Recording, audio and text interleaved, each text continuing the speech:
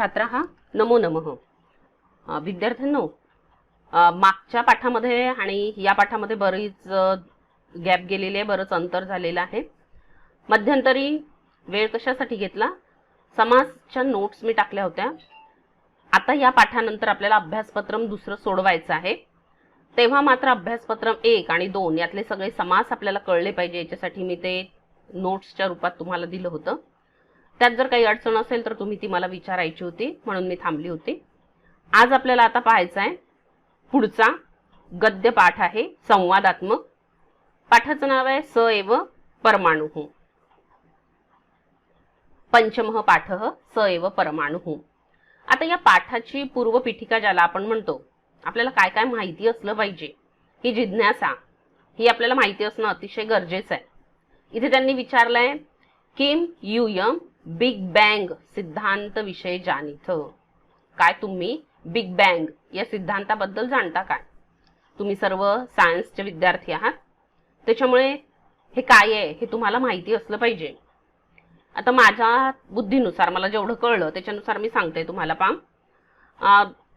1931 साली जॉर्ज लेमायटर यांनी ही बिग बँगची संकल्पना मांडलेली होती।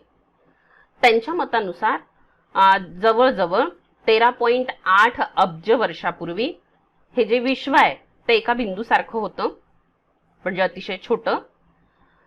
काही कारणास्तव या बिंदूचा स्फोट झाला, त्या बिंदूमध्ये असलेलं सर्व द्रव्य हे अवकाशात फेकलं गेलं आणि त्या द्रव्यातूनच मूलकणांची निर्मिती झाली।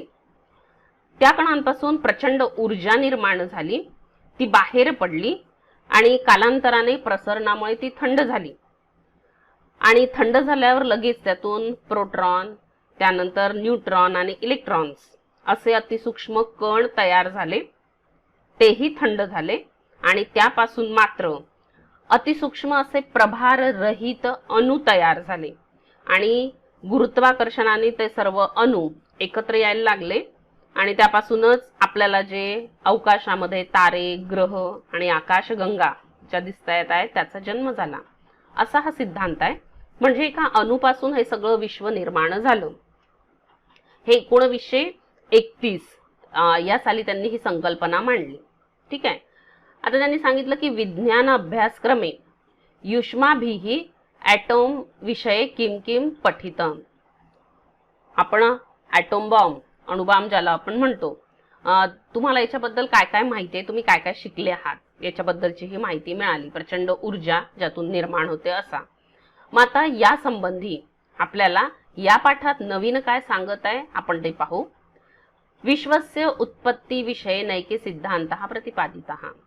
या विश्वाच्या निर्मितीबद्दल अनेक सिद्धांत मांडले जातात।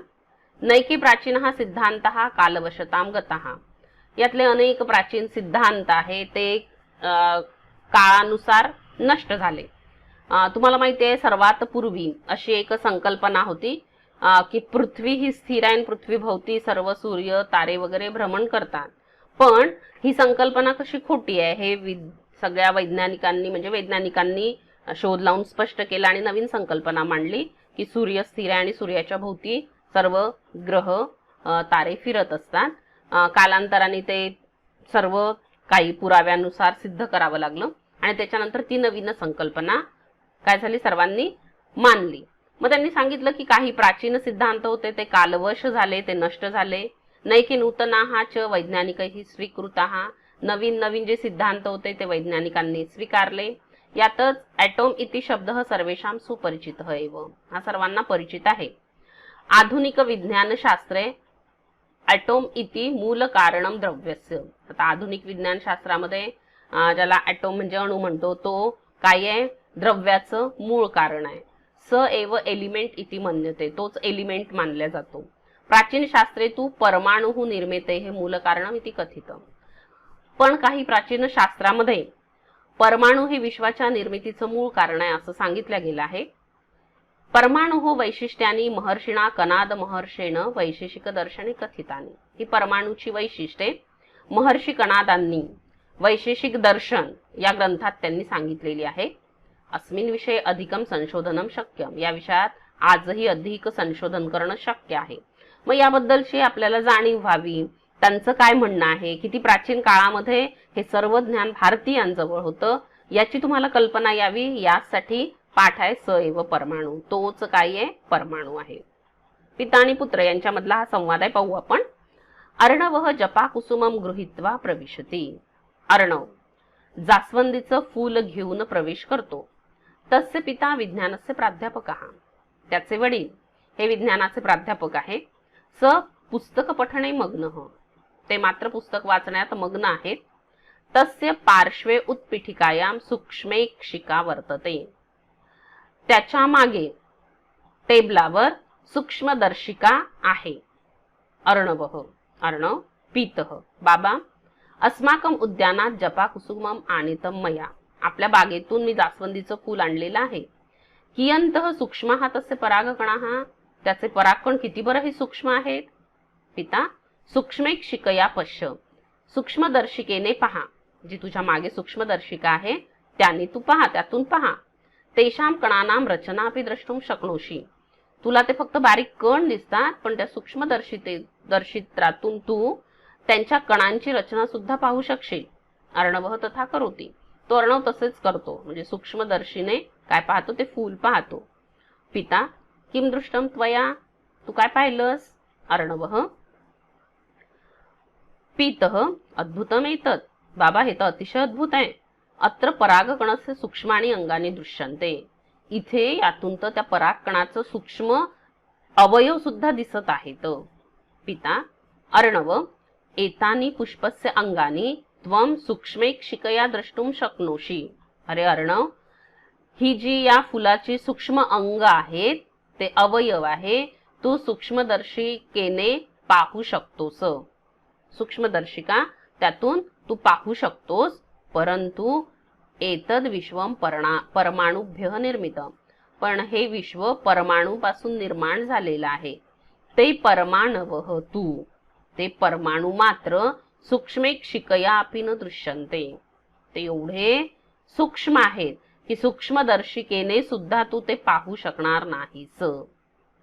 अर्णव परमाणु नाम किम. परमाणु म्हणजे काय. पहिल्यांदा त्यांनी शब्द ऐकला म्हणून तो म्हणतो परमाणु म्हणजे काय. पिता म्हणतात अस्तु ठीक आहे, कथया मी सांगतो. मी मुष्टिमात्रां तंडुलान महानसतः आनय. तू स्वयंपाक घरातून महानसतः पाकगृहात मुठभर तांदूळ आण. स्वयंपाक घरातून तू मुठभर तांदूळ घेऊन ये. अर्णवः तथा इति उक्त्वा पाकगृहात तंडुलान आनयति. ठीक आहे असे म्हणून स्वयंपाक घरातून तांदूळ आणतो. स्वीकरोतु भवान. आपण हे घ्यावे. पिता अधुना इमं तंडुलम विभज. आता यातला हा एक तांदूळ त्याचे तू भाग कर, विभाजन कर. अर्णवः तात कियान लघु अस्ति एषः. हा तांदळाचा कण किती बरं छोटा आहे. पश्यतु पाहतो. एतस्य भागद्वयम यथा कथमपि कृतम मया. पहा तुम्हीच, एका तांदळाच्या दाण्याचे दोन भाग मी कसे बसे केलेले आहे. तांदूळाचा दाणा माहिती आहे आपल्याला, रोजच्या परिचयाचा कच्चा असलेला तांदूळ, ठीक आहे ना, तो तांदूळाचा दाणा. पहा तुम्हीच मी याचे कसे बसे दोन भाग केले आहे. पिता म्हणतात इथं अपि लघुतरः भाग कर्तुं शक्यते वा. याहीपेक्षा लहान भाग तू करू शकतोस काय. अर्णवः यदि क्रियते तर्हि चूर्णं भवेत् तस्य. जर मी ते करण्याचा प्रयत्न केला तर त्याचं ते चूर्ण होईल, पावडर होईल, पावडराच्या स्वरूपामध्ये चूर्ण. पिता सम्यक उक्तम त्वया. तू अगदी योग्य बोललास. यत्र एतद विभाजनम समाप्यते. ज्या ठिकाणी या कणाचं विभाजन करणं संपतं, म्हणजे त्याचे कण त्याचे भाग आपण करू शकत नाही. यस्मात् सूक्ष्मतरः भागः प्राप्तुं न शक्यते. म्हणजे ज्यापेक्षा अतिशय सूक्ष्म भाग आपल्याला मिळू शकत नाही. स एव परमः अणुः. तोच काय आहे, परमाणू. ज्या कणाचं अजून विभाजन बिलकुल होऊ शकत नाही, तो सूक्ष्माति सूक्ष्म कण म्हणजेच काय आहे, परम अणु, परमाणु. अर्णवः द्रव्यस्य अंतिम घटकः मूलम तत्वम च परमाणुः. सत्यम खलु. द्रव्याचा अंतिम, कुठल्याही पदार्थाचा शेवटचा घटक किंवा मूलतत्व जे आहे तोच परमाणु. खरं आहे ना हे.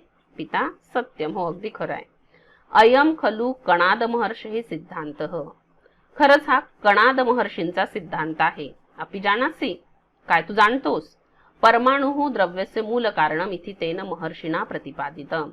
परमाणु हे द्रव्याचं, पदार्थाचं मूळ कारण आहे, हे त्या महर्षींनी सांगितलेलं आहे, स्पष्ट केलेलं आहे. तदपि प्रायः ख्रिस्तपूर्वम पंचमे षष्ठे वा शतके, आणि ते सुद्धा इसवी सनाच्या, ख्रिस्तपूर्व म्हणजे इसवी सन पूर्व 5व्या किंवा 6व्या शतकात. म्हणजे ते किती झाले? 6 शतक, आणि आत्ताचे झाले 20 शतक, म्हणजे 26 शतकांपूर्वी. कोणी सांगितलेलं आहे? महर्षी कणादांनी. अर्णवः तात महर्षीना कणादेन किम किम उत्तम परमाणु विषय. बाबा, महर्षी कणादांनी आणखीन काय काय या परमाणू बद्दल सांगितलेलं आहे?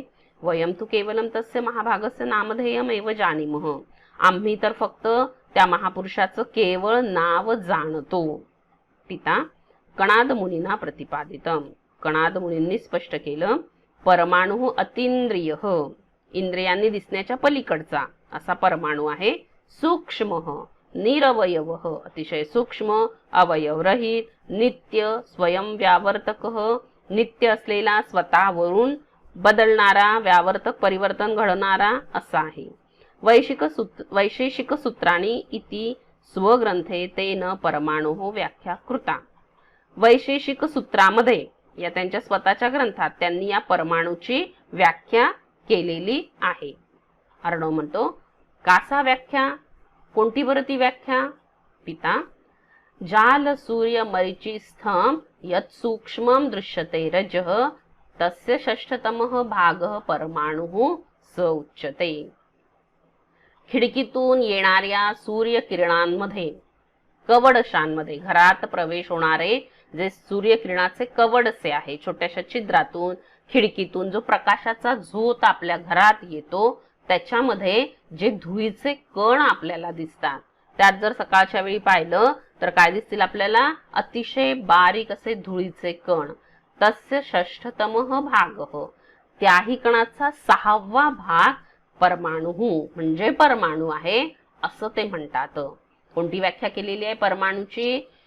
घरात पडणारे जे सूर्यकिरणाचे कवड असे आहे, त्यात जे सूक्ष्म धुळीचे कण दिसतात, त्या कणाचा 6वा भाग म्हणजे काय आहे? तो परमाणु. त्यालाच महर्षी कणादांनी परमाणु म्हटलेले आहे. अर्णवः अहम एतद विषय विस्तरेण पठितुम इच्छामि. मी यांच्याबद्दल, या शोधाबद्दल, या परमाणूबद्दल किंवा महर्षी कणादांबद्दल मी विस्ताराने, सविस्तर वाचण्याची, शिकण्याची इच्छा करतो. पिता उत्तमम, छान, उत्तम. श्वः मम महाविद्यालयम आगच्छ. तू उद्या माझ्या कॉलेजमध्ये ये, महाविद्यालयामध्ये ये. तत्र, तिथे कणाद विषयकानी नैकानी पुस्तकानी संती. तिथल्या ग्रंथालयामध्ये कणाद विषयांची अनेक पुस्तकं आहेत. तव जिज्ञासा निश्चयेन शाम्येत. तुझी जिज्ञासा नक्कीच त्यामुळे कमी होईल, शमेल. तू ती पुस्तकं वाचशील आणि तुला तुझी माहिती, तुझी जी जिज्ञासा आहे त्याचं ज्ञान तुला होईल, आणि आपोआपच तू काय होशील? ज्ञानी बनशील, आणि उत्सुकता मात्र तुझी पूर्ण होईल. अशा प्रकारे जे आज आपण विज्ञानामध्ये पाहतो ते महर्षी कणादांनी इसवी सन पूर्व 6व्या शतकात, 5 किंवा 6व्या शतकाच्या दरम्यान त्यांनी आपल्या ग्रंथात लिहून ठेवलेली माहिती, ही सर्व माहिती संस्कृत भाषेत आहे, म्हणून मात्र ती दुर्लक्षिली जाते, एवढाच काय याचा अर्थ आहे. पण भारतीय विद्वान, वैज्ञानिकही काही मागे नव्हते, हे मात्र निश्चितच आपल्याला यातून कळतं. पण आता तुम्हाला काय करायचंय? हे सगळा पाठ पाहायचा.